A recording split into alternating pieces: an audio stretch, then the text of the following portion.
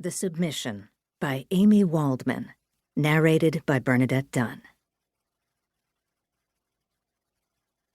Like the cypress tree which holds its head high and is free within the confines of a garden, I too feel free in this world, and I am not bound by its attachments.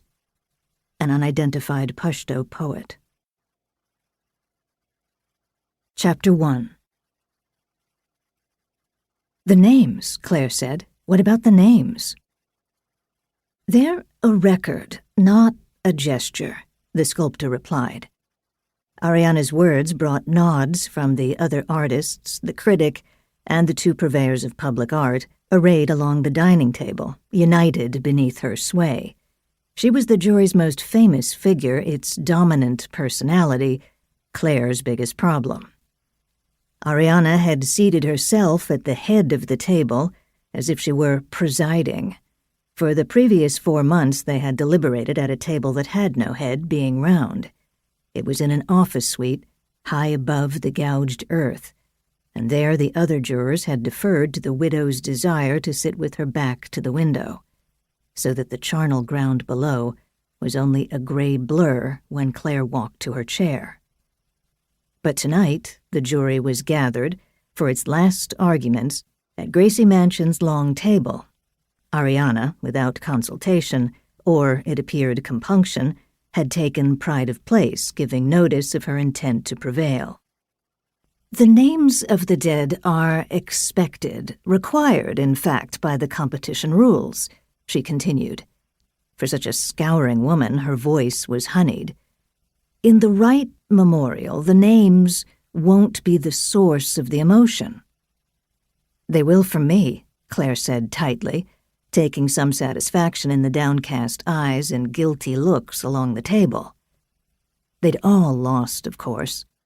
Lost the sense that their nation was invulnerable. Lost their city's most recognizable icons.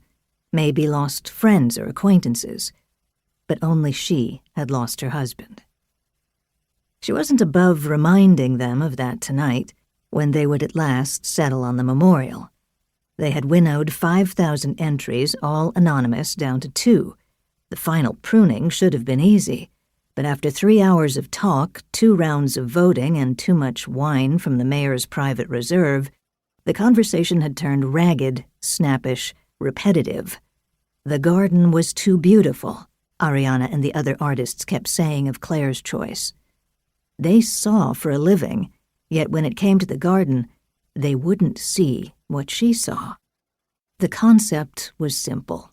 A walled rectangular garden guided by rigorous geometry. At the center would be a raised pavilion meant for contemplation. 2 broad perpendicular canals quartered the 6-acre space. Pathways within each quadrant imposed a grid on the trees, both living and steel, that were studded in orchard-like rows. A white perimeter wall 27 feet high enclosed the entire space. The victims would be listed on the wall's interior, their names patterned to mimic the geometric cladding of the destroyed buildings.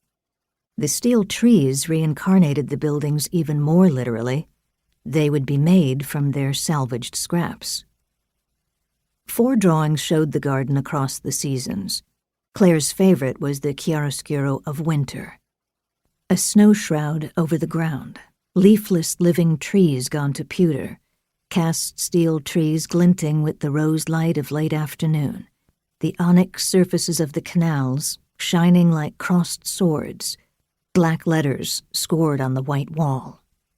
Beauty wasn't a crime, but there was more than beauty here. Even Ariana conceded that the Spartan steel trees were an unexpected touch, reminders that a garden, for all its reliance on nature, was man-made, perfect for a city in which plastic bags wafted along with birds and air conditioner runoff mixed in with rain.